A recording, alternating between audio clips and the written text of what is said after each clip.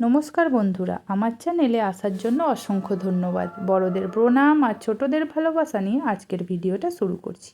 আজকে খুব সহজেই একটা রেসিপি বানাতে চলেছি।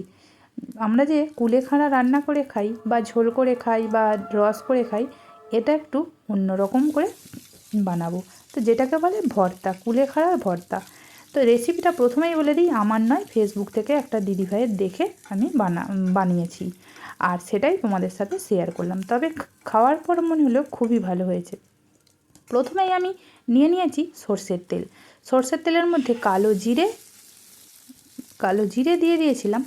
তারপরে দিয়ে দিয়েছি কাঁচা লঙ্কা আর শুকনো লঙ্কা। তো ঝালটা যে যার পরিমাণ মতো দেবে। আমার মনে হলো খাওয়ার পর যে আরেকটু ঝাল হলে ভালো হতো। তো তোমাদের যদি মনে হয় যে এর থেকেও একটু কম ঝাল খাবে তো দিতে পারো। তারপরে বেশ কয়েকটা কোয়া রসুনও দিয়ে দিয়েছিলাম। এবার ওগুলোকে ভালো করে আমি নাড়াচাড়া করে ভেজে নিয়েছি হালকা করে লাল।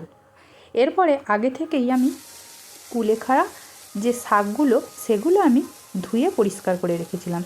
কয়েকটা পাতা নিয়েছি আর নরম ডগের দিকে পাতাগুলো নিয়েছি আর ডগটাও নিয়েছি।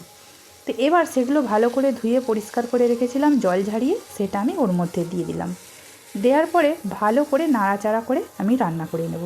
তবে কি বলো তো, যেমন শাক ভাজা করি সেইভাবে কিন্তু অতটা ভাজা করব না, শুধু এদিক ওদিক করে এই মিনিট 5 থেকে মিনিট 7 মতো আমি ভেজে নেব।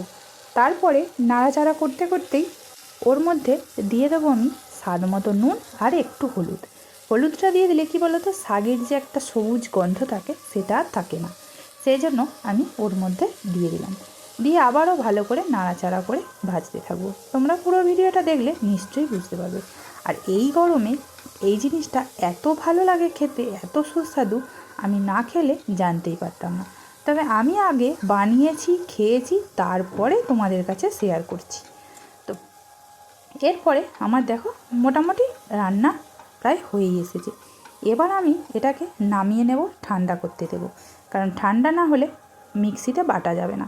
তা আমি একটা মিক্সি বক্স নিয়ে নিয়েছি। এবার ওর মধ্যে এগুলো আমি সব তুলে নেব। আগে ঠান্ডা করে নিয়েছি, তারপরে ওর মধ্যে সমস্তটা দিয়ে দিচ্ছি।